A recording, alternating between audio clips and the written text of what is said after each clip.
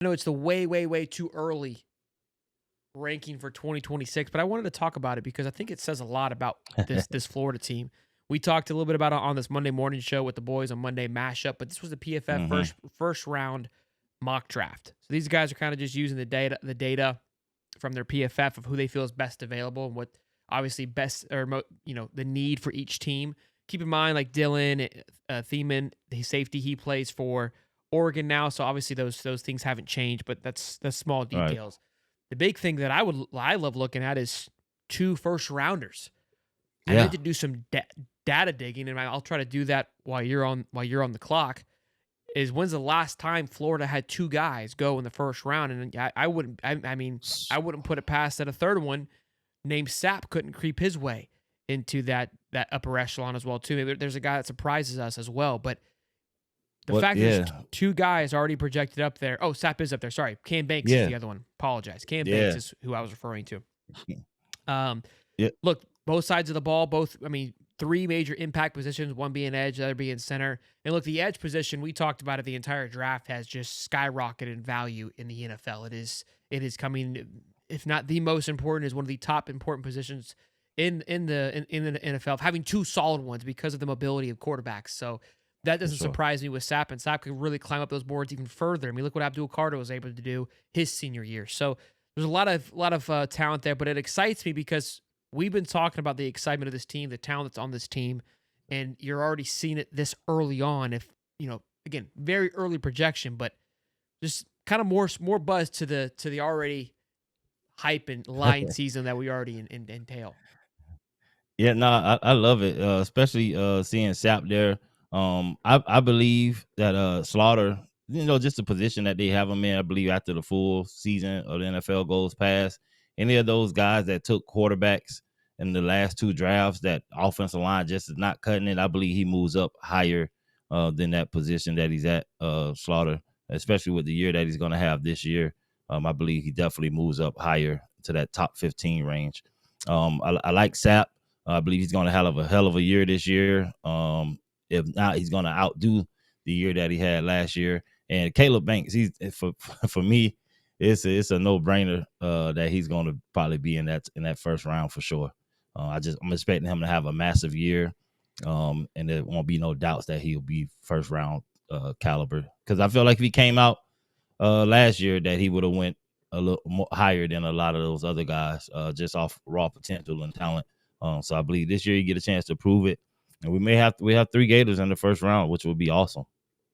Yeah, I mean, look, and that's a big thing too, is where this team's got to step up. We talked about on today's show as well, where someone like a Georgia who had I think 13, Ohio State had 14 guys go in the draft completely. Florida had 12 once it was all said and done that either signed or were drafted. 7 drafted total, which is still a great amount of Development, guys. baby. That's a great amount of guys that were drafted. I know people are going to try to make fun because they weren't top. What I mean, look, have your W's how you want to look at it. But I was pumped to see those guys get drafted. So look, I think it speaks volumes to what this team is doing and what the development that they're putting into these guys. And I'm excited to Yeah. see how that translates. But it was exciting to see this list here, and again, exciting for this upcoming season of just what the expectations are. One, Arch Manning being number 2 going to Cleveland. I guess their 5 quarterbacks they have aren't going to be good enough if they take Arch Manning. Yeah. Caleb Downs, if he ends up going to the Titans, like again, just kind of like early things would be huge.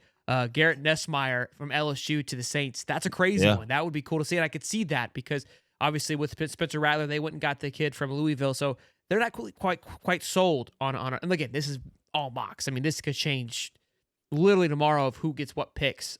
Jake Slaughter, if he does end up at Hmm. Texans with Graham Mertz, I love that. And then of course Tyreek Sapp at the Chiefs. I mean, what a place to land. Yeah, That right. would be awesome for him too. So look, it was a it lot was of really cool people to don't see this. a lot of people don't understand with this past draft, man. It's only a few people that can get drafted, man. Isn't it, you know how many players are in college? How many seniors were in college that are going to try to make it to the NFL? So any round you fall in or going as a free agent, man, you made it. You made it there. You got there. A lot of people dreams and aspirations end on the last snap in college. And so the fact that you're getting a second chance to walk in that door and prove yourself and make a name for yourself, and even some of these guys that didn't sign as a free agent right now that believe in themselves, keep working out, man.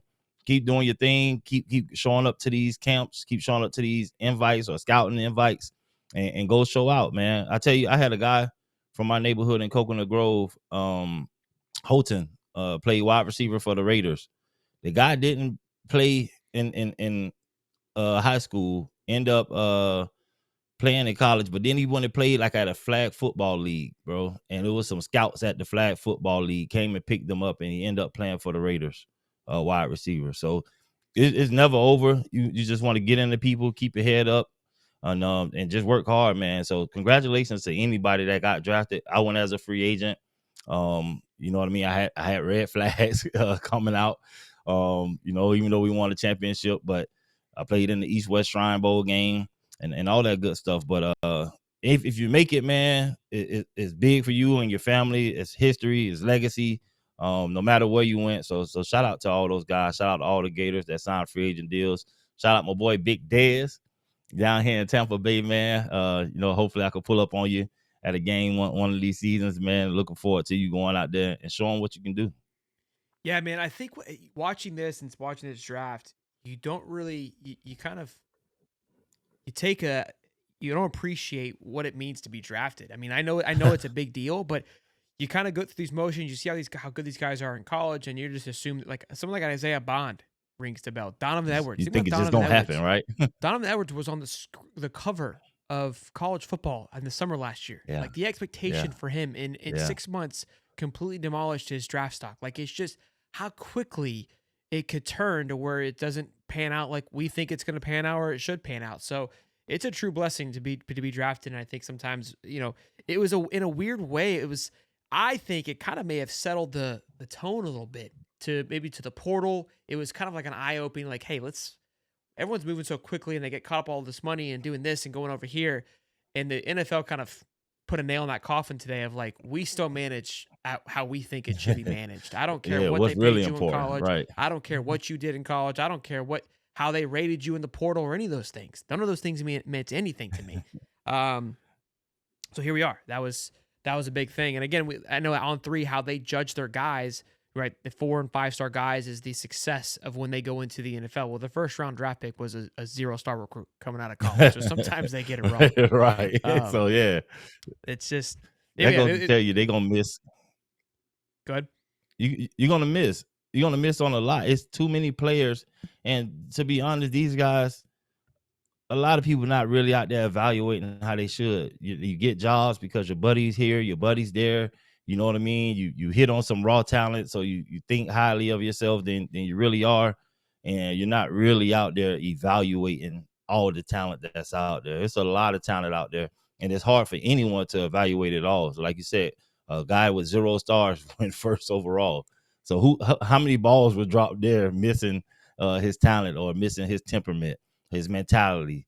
Does he have the ability to get better? So people, it's a lot of buddy that goes along. Football's been around for a long time. You got a lot of people that had kids and had sons and know this people, know that person. The cream gonna rise to the top. So just you got to keep working, man. If you really believe in it, you got to keep working because it's not for everybody, and everybody not gonna get there. And you got to work regardless if you're gonna get there or not. You never know. It's going to be an exciting time for Florida over the next 2 years, just with the talent that's coming out. I think we're going to make a big splash on the season, and then going into the draft. I mean, there's already early implications that it's going to be exciting for that Florida team, which you kind of take a step We back. develop. When you lose guys like that. But look, I mean, they're, and then I'm looking at the next season after that.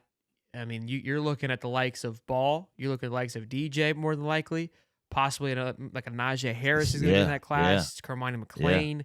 I think Devin Moore could come out in this one.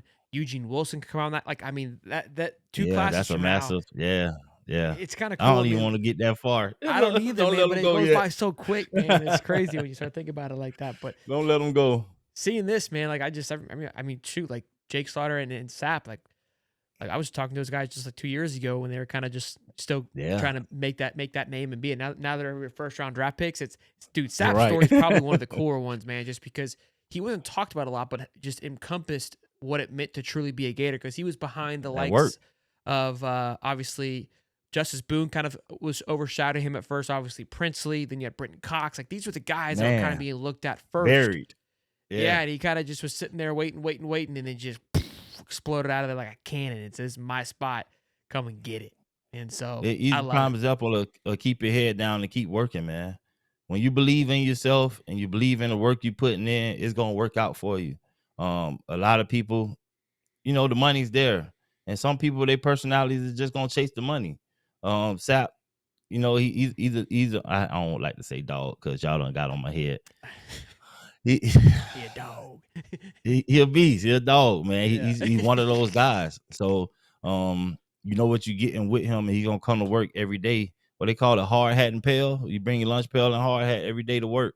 And that's what he does. So it's no surprise to me that he's getting the recognition that he deserves. Of course, he went out there and put it all on the field. And what I liked about Sap last year is, yeah, he got the sacks, but it wasn't like pure pass rusher type sacks. It was because I'm a dog type sacks. You know what I mean? I'm doing my responsibility. I'm doing what I'm supposed to do, and I'm gonna make the plays that I'm supposed to make. I'm not trying to go out here and be a superhero, but I'm just that good that even in doing my job, I'm able to make the plays that I'm supposed to make and a little bit more because I hustle. So I like that in Sap, and I know a lot of GMs just looking at him like that mentality too, and he brings it every day, every practice, every training, weight room, and he's been vocal. So you want that in your locker room for sure. Yeah, I mean, he's a phenomenal presence, like you said. Look, I think a lot of people, I mean, myself, when Pyburn left, he kind of carried a little bit of a, and a hype in that locker room. But I think we had Gums on the show. Sap, I don't think we're gonna miss a beat when it comes to carrying any of those tunes. I So haven't felt I haven't felt I haven't felt it. I haven't felt any miss. T Dub, hey $10. Hey guys, Dub in the house, guys. I got me a dump truck driving job today. I'm super excited. How about Big Des at Tampa? At least our boys didn't go to the Browns. All Gators stay hot. Look, I'm Shout pumped. out to T Dub. I'm pumped where all of our guys landed. I think they all landed in great Great position. spots. That gives them great opportunities. I think Big Dez at the Panthers, they need a lot of TLC, and I think that Cam maybe they'll. Jackson. Cam Jackson. What did I say? Yeah, Cam Big Jackson. Des. I'm sorry. Yeah. Well, and look, Big Dez. I mean, I feel like you can plug him anywhere. It's like who's going to utilize him best. I think they've got a great defensive minds and scheme over there, which I love. Badger, Villa Des. Oh my God.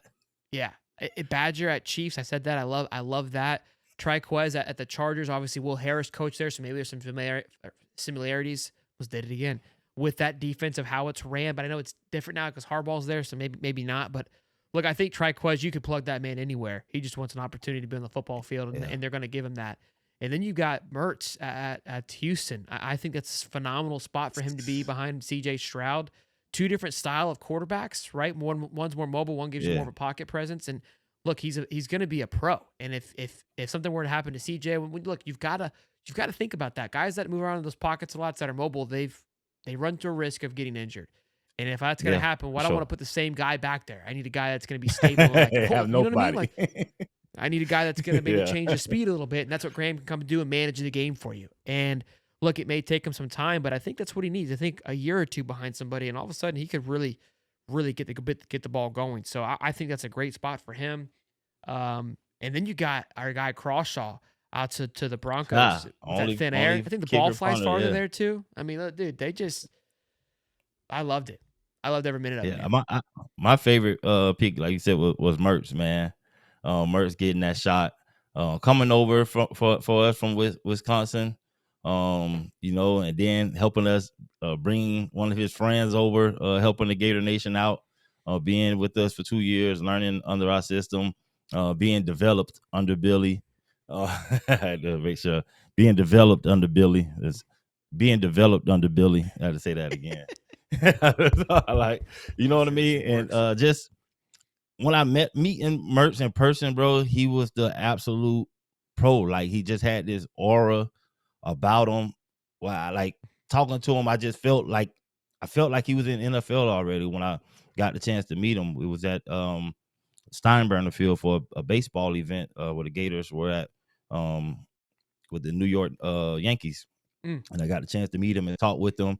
He's very personable, but just his demeanor and how he talks and the way he carry himself, it just was so professional. I just knew that he was going to be in the NFL. And I think when I started meeting him, I said that And so it was no doubt in my mind that he could be an NFL quarterback. When he got hurt, it was like, dang, you know what I mean? It's over for him. And that's a long road, tough road. And then, we had Lagway and the fan base, and some people, they gonna hold Lagway so high. So it's almost like you was dissing Mertz. But for him to hold his head down, continue to work, to get healthy, to come off an injury, to go through his pro day and show out, that make GMs want to draft him, bro. That's major. That's major in college for a quarterback.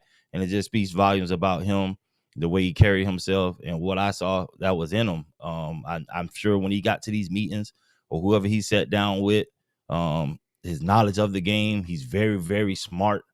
And he just carried himself like I, I can't explain it, bro. Is he just has that aura about him that says he's supposed to be in the NFL, and if he's not in the NFL, he's gonna be in somebody's front office. I don't see him as being the coach. I see him as a front office type guy. If Look, he's not the quarterbacking. commonality when people talk about Mertz is like he's a pro. The way that he walks through a locker room, the way that he manages the room, the way he manages the field, he was a pro. And this is look, we've said this before. Why the portal is awesome, because without the portal, I don't think Graham Mertz gets drafted. You don't know who Graham Mertz is. So